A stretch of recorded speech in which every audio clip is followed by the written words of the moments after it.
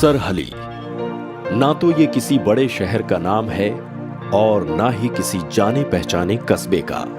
दरअसल सरहली पंजाब प्रांत के तरनतारन इलाके में बसा एक छोटा सा गांव है। ऐसे पिछड़े गांव में हर रोज ऐसी कई हैरत अंगेज घटनाएं घटती हैं जिन्हें आधुनिक भारत कभी नहीं जान पाता। बेबे ने आसान जिंदगी नहीं जी थी। भरी जवानी में पिताजी को खो देने के बाद हम दोनों बच्चे की जिम्मेदारी उनके कंधों पर आ गई थी। उन्होंने जैसे तैसे करके हमें पाला पोसा बड़ा किया, और जब उन्हें लगा कि अब सब कुछ ठीक हो गया है, तभी मेरे बड़े भाई परमजीत की त्वचा की गंभीर बीमारी की वजह से मौत हो गई। रज्जो भाभी को ब्याह कर आए 2 महीने भी नहीं हुए थे जब उनके साथ ये हादसा हुआ। रज्जो भाभी के दुख से सारा गांव ही सहानुभूति रखता था। लाजवंती, रज्जो के साथ बहुत बुरा हुआ है। त्वचा की गंभीर बीमारी से परमजीत की मौत हो गई और इसे भरी जवानी में विधवा का चूल्हा ओढ़ना पड़ा। पर उस दुर्भाग्य को पलटा जा सकता है। रज्जो का दूसरा ब्याह करवा। तेरा दूसरा लड़का मंजीत ब्याह लायक है ना?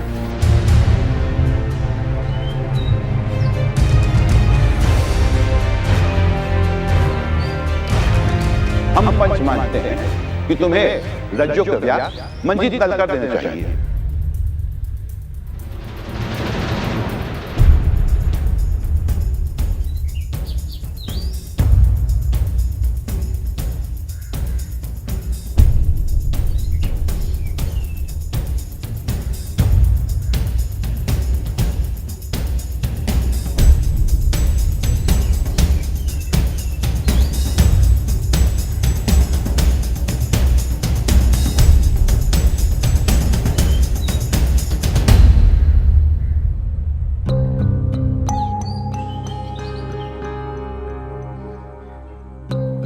लाजवंती,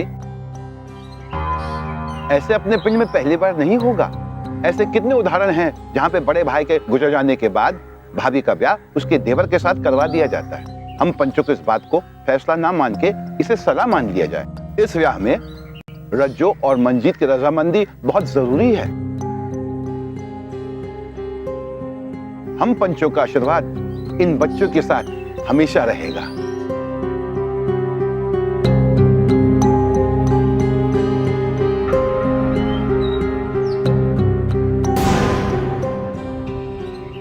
लाजवंती, रज्जो के आगे पूरी जिंदगी पड़ी है, तो कब तक उसकी सरपरस्ती कर सकती है? और पंचों ने नेक सलाह दी है, घर की इज्जत घर में ही रहेगी। ठीक है, मैं रज्जो और मंजीत से बात करूंगी। आगे तो रब भी रखा।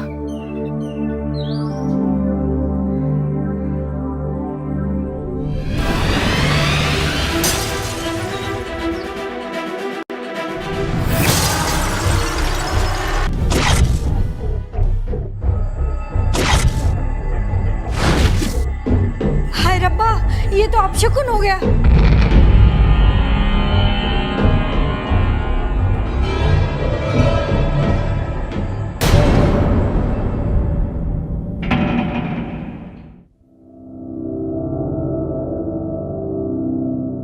रज्जो पुत्र, मैं जानती हूँ कि विधवा होना की हुंदा है। जो मैंने सारी उम्र दुख भोग्या, उसी दुख को तू अपनी जिंदगी बनाना चाहती है? ना पुत्र ना, मान ले मेरी बात। तू मंजीत से दूसरा ब्याह कर ले। बेबे तू की कह रही है? वो भाभी है मेरी। अरे मैं ऐसे सोच भी कैसे सकता हूं? बड़े भाई के जाने के बाद छोटे भाई को ही उसके परिवार की जवाबदारी उठानी पड़ती है। पुत्र, ये तो समाज का नियम है। तेनू भी परमजीत दी वोटी दी जवाबदारी संभालनी पवेगी। पर बेबे, मेरी गल मान ले। मैं तेरी माँ हूं। जो कह रही हूं सोच समझ के कह रही हूं, ठीक कह रही हूं।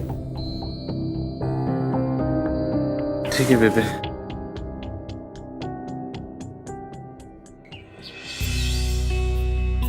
रज्जो चाची, तुसी ब्याह कर रहे हो, मैंने चाई जी ने बताया। अगर आप दूसरा ब्याह कर लोगी तो बड़े चाचू का की होगा, उनका ध्यान कौन रखेगा? काके अपनी चाची नु तंग ना कर। माँ मैं तंग नहीं कर रहा हूँ, बस पूछ रहा हूँ। अगर चाची का ब्याह हो गया तो बड़े चाचू का ध्यान कौन रखेगा? पुत्र, बड़े चाचू का ध्यान रब रखेगा ना, वो रब के पास चले गए हैं। नहीं माँ, बड़े चाचू तो आते हैं आंगन में, मैंने देखा है उन्हें। तू रुक, तू रुक, मैं आके तुझे चपेट मारती हूँ। जा अपने दोस्तों नाल जाकर खेल।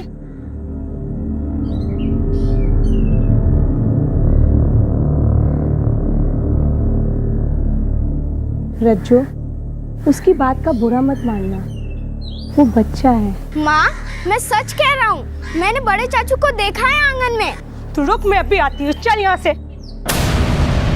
तू सिर्फ मेरी, सिर्फ मेरी, सिर्फ मेरी, सिर्फ बड़े चाचू तो आते हैं आंगन में, मैंने देखा है उन्हें। सिर्फ मेरी, सिर्फ मेरी, सिर्फ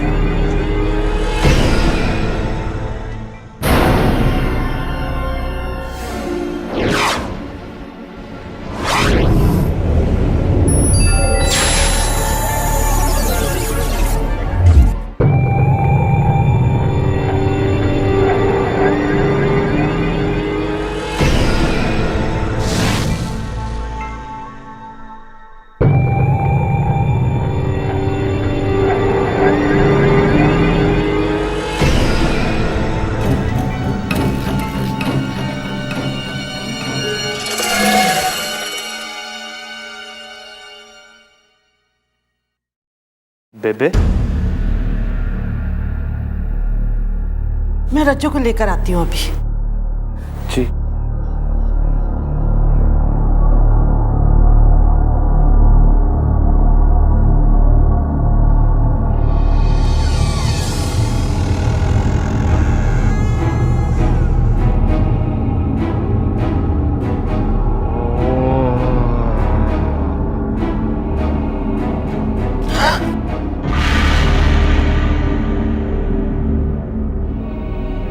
चल पुत्र।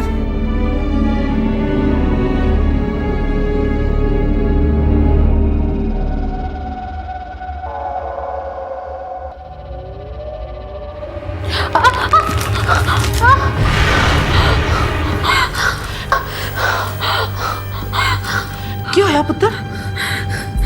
ऐसा लगता है जैसे किसी ने मेरा पैर मरोड़ दिया हो। लगता है नस चढ़ गई है। एक काम कर रज्जो, तू अपने मामे दा नाम ले। बेबे, क्या सचमुच मामे दा नाम याद करने से दर्द चला जाता है? इंज कहंदे ने पुत्र।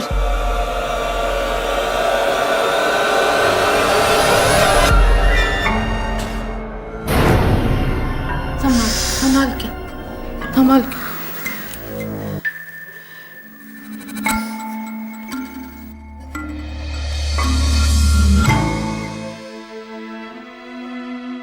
वधू के मांग में सिंदूर भरी है।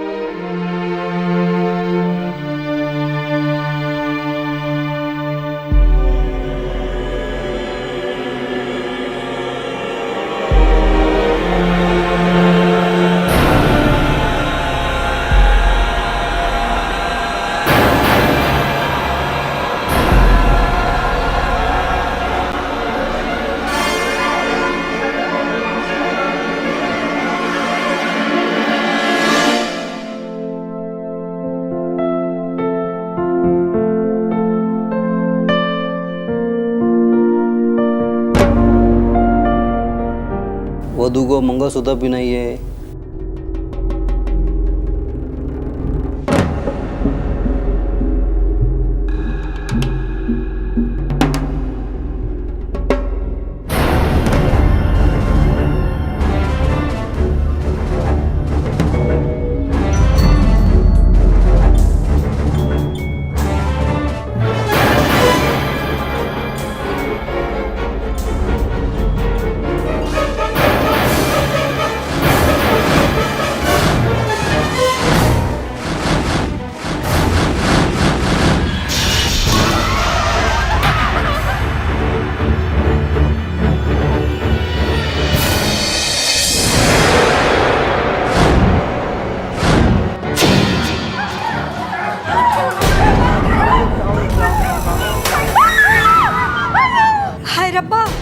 मन कुन टूट गया।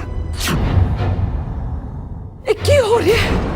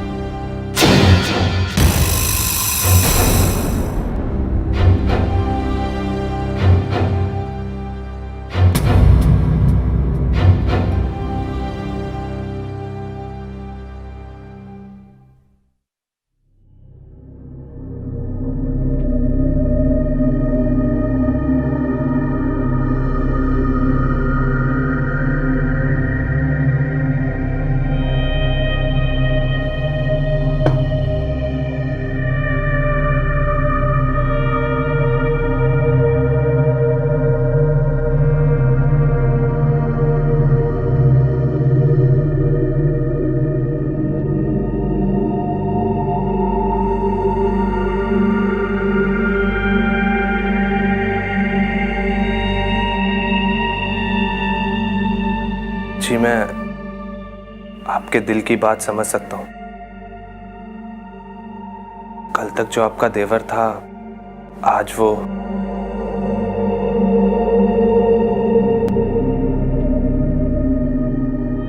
काश परमजीत भैया हमारे साथ होते तो हमें ये दिन नहीं देखना पड़ता।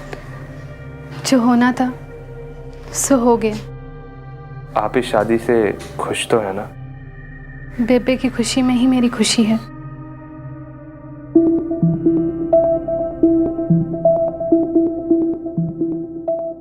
तो आप परेशान क्यों लग रहे हो? आज जो कुछ भी हुआ उस बात से मैं थोड़ी... ओह, वो तो सिर्फ एक हादसा था।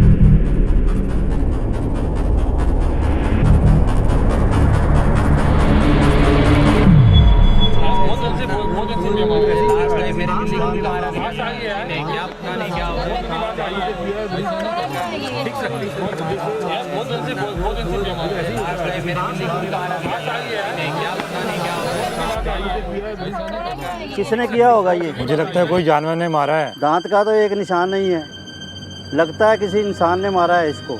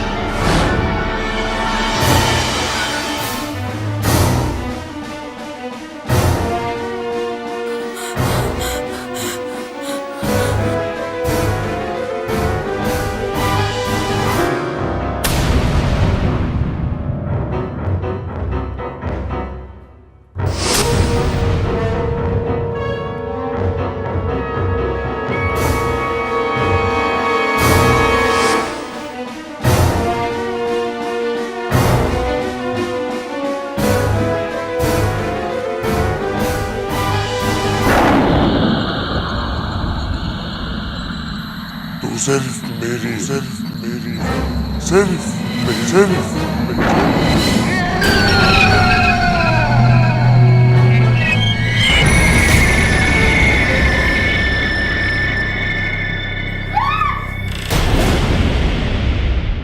परमजीत के साथ सुख का मैंने एक पल भी कभी नहीं गुजारा।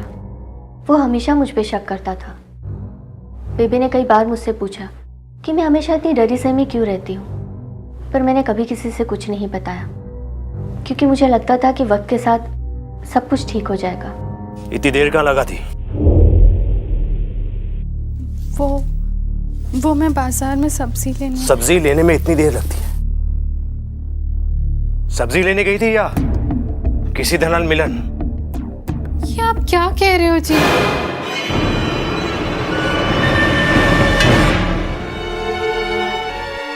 आज डाकिये से ऐसे बात कर रही थी जैसे मैं नहीं, वो तेरा खासम हो। ऐसे बात करते हुए आपको शर्म भी नहीं आती? जबान लड़ाती है।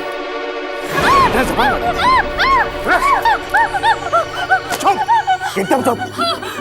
जरा से भी आवाज कटी ना तो तेरा मुंह तोड़ दूंगा।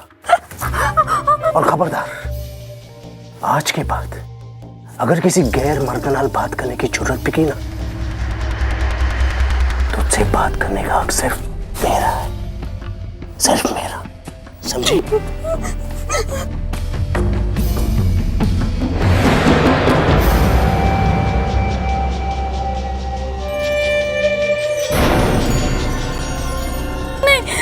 नहीं। चुप, एकदम चुप।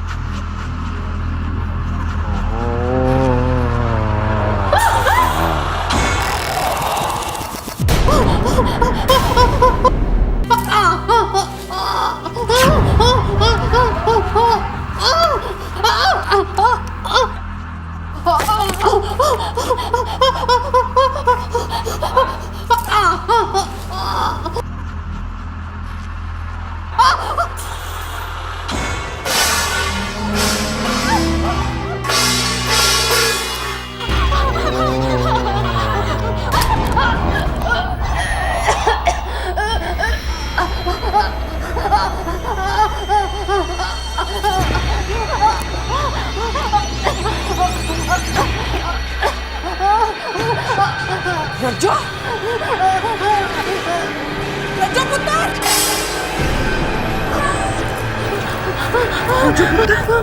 की होया?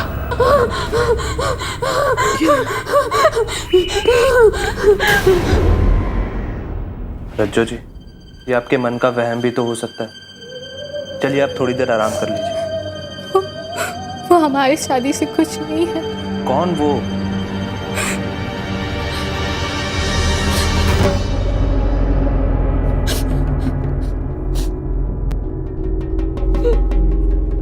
परमजीत।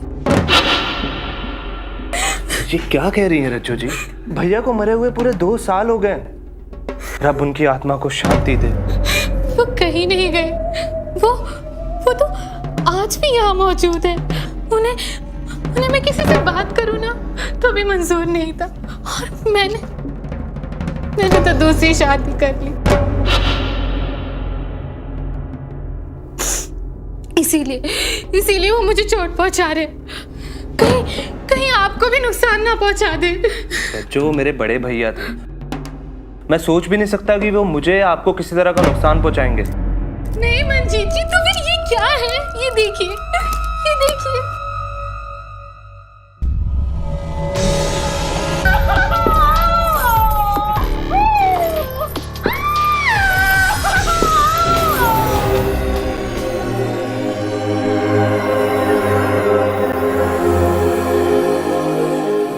ये देखिए।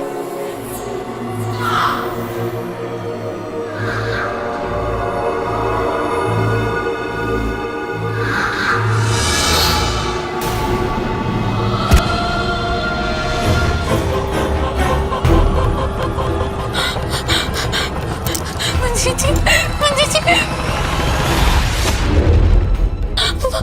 वहाँ कोई है, वहाँ कोई है।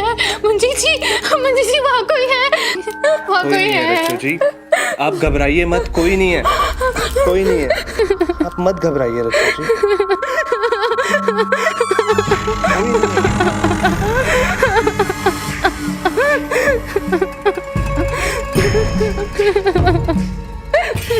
मत घबराइए।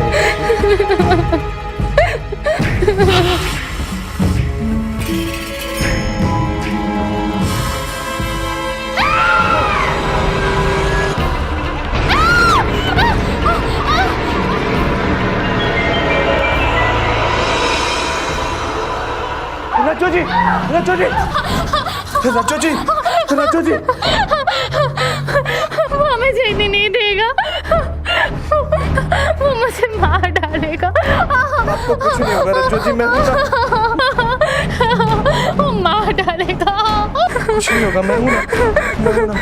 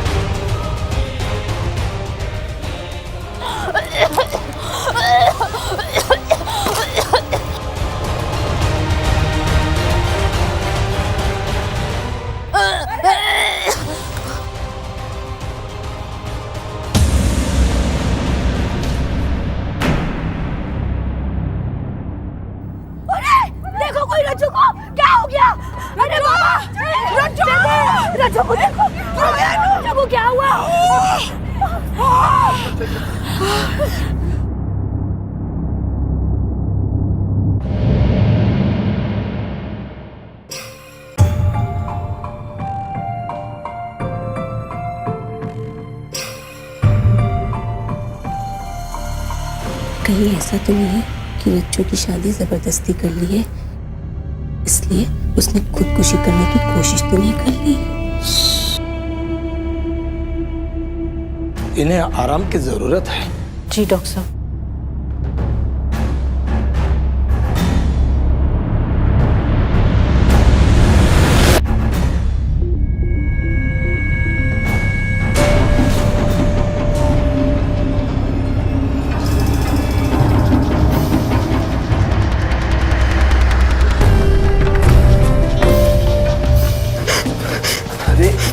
रज्जू, आप उठ के क्यों बैठ गई? क्या हुआ? अच्छा आप मुझे ये बताओ, आप कपड़े सुखाने वाली तार में कैसे फंस गई?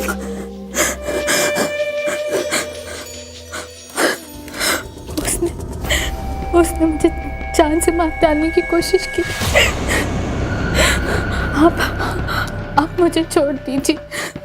वरना वो आपको भी मार डालेगा। इससे बचने का एक ही उपाय है, आप मुझसे अलग हो जाइए। रज्जू, मैं आपसे कभी अलग नहीं होऊंगा। आप मेरी पत्नी हो, आपकी जिम्मेदारी मेरे ऊपर है। मैं आपको कभी नहीं छोड़ूंगा, चाहे जो भी हो जाए।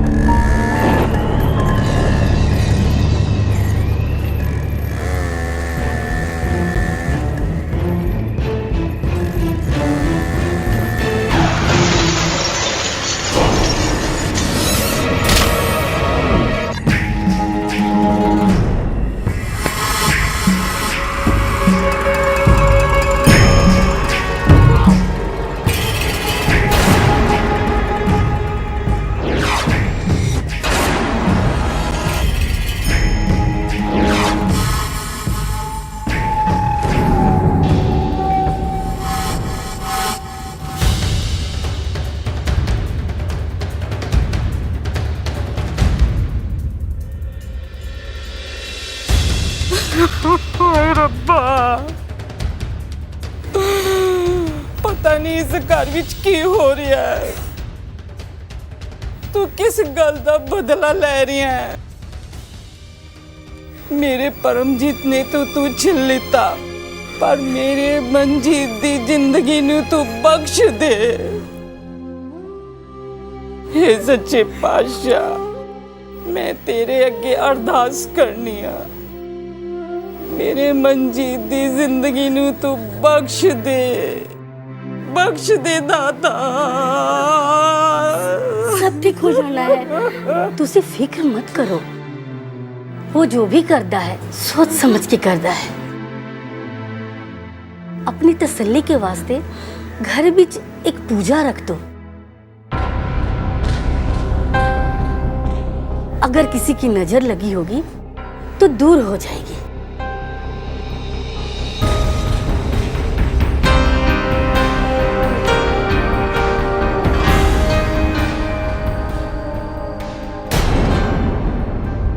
बुरी नजर हटाने के लिए बेबी ने अगले दिन घर में पूजा रखी। उस दिन हमारे साथ जो घटा उसको याद करके अब भी मेरी रूह कांप जाती है।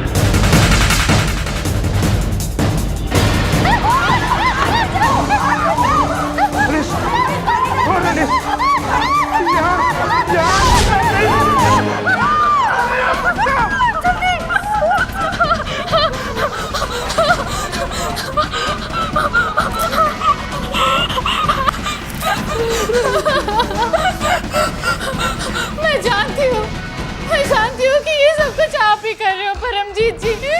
मैंने बहुत बड़ी गलती कर दी है। अगर आप चाहते हो कि मैं मनजीत जी का साथ छोड़ दूं, तो मैं उन्हें छोड़ने के लिए तैयार हूँ। मैं आपसे माफी मांगती हूँ। अपने परिवार को नुकसान मत पहुंचाइए। आपका रब का वास्ता।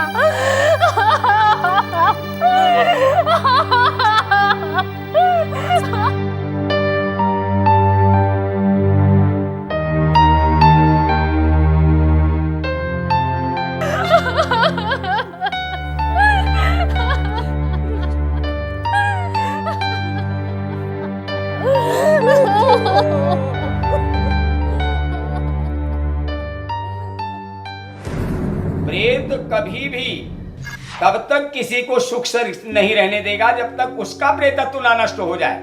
और यही कारण है वो शरीर से हीन है, अपने लिए कुछ नहीं कर सकता, तो वो दूसरों के शरीर के ऊपर, दूसरों के शरीर के गुणों में आकर के तरह तरह की हरकतें करता है, जिससे लोग तंग आकर के उसके लिए ऐसे उपाय करें जिससे वो प्रेतत्व से मुक्त हो जाए। आत्माएं इंसानों की पर्सनालिटी होती है जो उनके फिजिकल डेथ को सरवाइव कर जाती है। हमारी पर्सनालिटी में हमारा प्यार, हमारा गुस्सा, हमारा नफरत और हमारे इमोशंस छुपे होते हैं। इसलिए वो आत्मा अपने छोटे भाई और अपनी बीवी को बार बार परेशान करती रही।